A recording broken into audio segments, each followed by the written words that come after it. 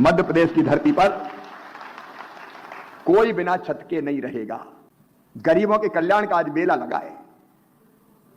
3.5 लाख गरीब बहनों और भाइयों के खाते में आज आपके सामने यहीं से हमने 875 करोड़ रुपया डाले हैं।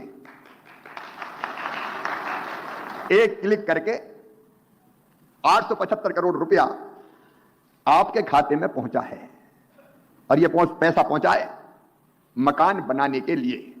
मेरी पहली अपील है सभी उन भाई बहनों से जिनका मकान बन रहा है, बधाई भी मैंने दी है, पैसा उनके खाते में पहली किस्त का पहुंच गया है, स्वीकृति पत्र उनके हाथ में मिल गया है। मैंने सबसे कहा था हर पंचायत में, हमारे वो प्रिंसिपल सेक्रेटरी उमाकांत उमराव भी बैठे हैं, तन्वी भी यहां पे बैठी हैं, मैंने निर्देशित किया था कि हर एक को स्वीकृति पत्र हाथ में मिलना चाहिए और स्वीकृति पत्र के साथ यह भी कि पहली किस्त कितने रुपए की होगी, दूसरी किस्त कितने रुपए की होगी और कब मिलेगी, जानकारी सबको होनी चाहिए। अब मेरी अपील है विभाग के मंत्री जी के नेतृत्व में सभी विभागीय अधिकारियों से और नीचे पंचायत और स्तर तक जो हमारे सरपंच और सचिव, रोजगार सहायक, उनसे कि निश्चित समय सीमा में यह मकान बन जाए, देर नहीं होनी चाहिए।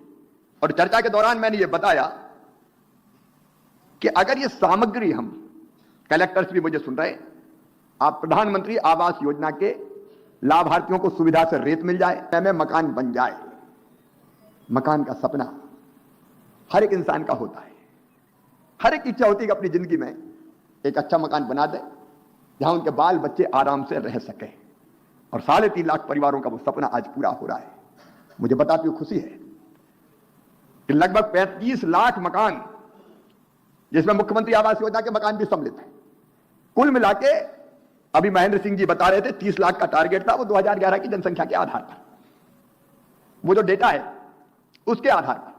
लेकिन उसके पहले भी जो हमने मकान बनाए वो हमने बनाए 35 लाख। आप कल्पना कर सकते हैं यह सरकार 35 लाख लोगों को मकान बना के दे चुकी है। का सपना भी पूरा करेंगे।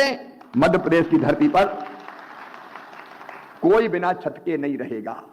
मैं भारत के प्रधानमंत्री, यशस्वी नेता श्रीमान नरेंद्र मोदी जी को हृदय से धन्यवाद देता हूं। प्रधानमंत्री आवास योजना के लिए 60% पैसा माननीय प्रधानमंत्री जी भारत सरकार भेजती है और 40% पैसा राज्य सरकार यहां से उनके खाते में डालती है ताकि मकान सुविधा से बन जाए।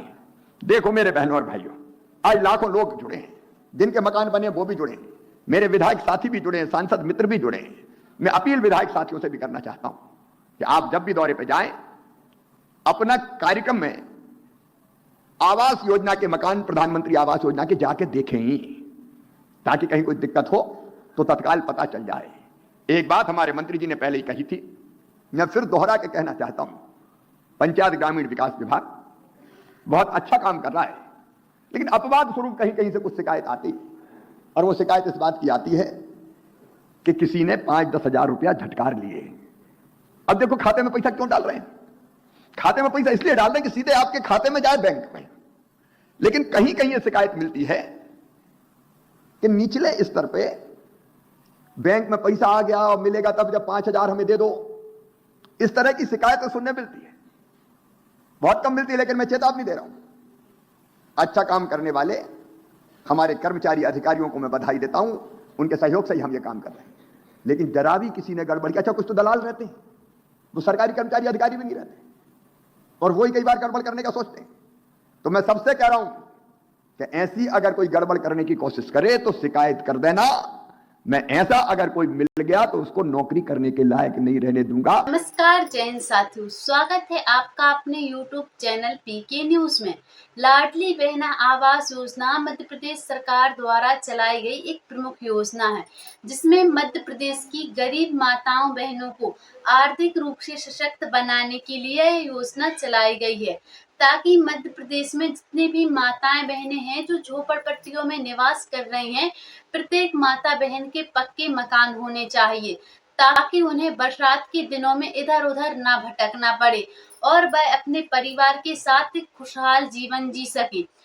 और मध्य प्रदेश की जो माताएं बहनें हैं, यह लाभ उन्हीं माताओं बहनों को दिया जा रहा है जो माताएं बहनें वास्तविक में पात्र हैं। बहुत सारी माताओं बहनों को अपात्र घोषित करके उन्हें इस योजना से भी वंचित कर दिया गया है। तो अगर आप भी मध्य प्रदेश की निवासी हैं और आपने लाडली बहना आवास योजना के अंतर्गत फॉर्म डाला था, तो आपकी जानकारी के लिए यह बताना बेहद आवश्यक है कि आप अपने डॉक्यूमेंट्सों को एकदम क्लियर करवा के अवश्य रखें, क्योंकि लाडली बहना आवास योजना की यह जो फर्स्ट इंस्टॉलमेंट इतने टाइम से रुकी हुई है, वह आपके बैंक अकाउंट में किसी भी समय ट्रांसफर की जा सकती है। तो आप ऐसी कोई भी गलती ना करें जिससे कि आपको इस योजना से वंचित होना पड़ जाए। तो इनमें सबसे पहले आवश्यक है आपकी ई-केवाईसी। अगर आपकी ई-केवाईसी नहीं होती है तो ऐसी परिस्थिति में आपको इस योजना से वंचित किया जाएगा। और दूसरी है आपके बैंक अकाउंट से डीबीडी केवाईसी। डीबीडी केवाईसी के जरिए ही सीधे आपके बैंक अकाउंट में धनराशि ट्रांसफर की जाएगी, जिससे कि बीच में किसी भी प्रकार का कोई बिचौलिया नहीं होगा।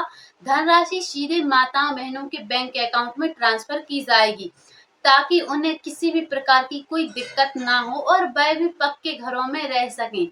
लेकिन माताओं बहनों के कमेंट सेक्शन में बार-बार यह कमेंट आ रहे हैं कि आखिरकार 2023 में आवेदन किए थे, लेकिन 2026 चल रहा है, जिसके अंतर्गत अभी तक लाडली बहना आवास योजना के अंतर्गत कोई फाइनल डेट जारी नहीं की जा रही है कि कब धनराशि ट्रांसफर होगी। हम आप माताओं बहनों की जानकारी के लिए बता दें, आपको चिंतित होने की आवश्यकता नहीं है। आपके बैंक अकाउंट में लाडली बहना आवास योजना की यह जो धनराशि है, उसको जल्द से जल्द सिंगल क्लिक के माध्यम से ट्रांसफर किया जाएगा, ताकि माताओं बहनों को आर्थिक रूप से संपन्न किया जाए। और लाडली बहना योजना का लाभ उन्हीं माताओं बहनों को दिया जा रहा है जो माताएं बहनें लाडली बहना योजना के अंतर्गत लाभ प्राप्त कर रही हैं, क्योंकि बहुत सारी माताओं बहनों को आवास योजना के अंतर्गत उनके फॉर्म को रिजेक्ट कर दिया गया है। जिन माताओं बहनों ने फॉर्म भरते समय कुछ जरूरी डॉक्यूमेंट्स नहीं लगाए थे एवं जिन्होंने नियमों का सही तरीके से पालन नहीं किया था एवं जो पहले ही प्रधानमंत्री आवास योजना के अंतर्गत लाभ ले चुकी हैं, ऐसी माताओं बहनों को लाडली बहना आवास योजना के अंतर्गत हटा दिया गया है।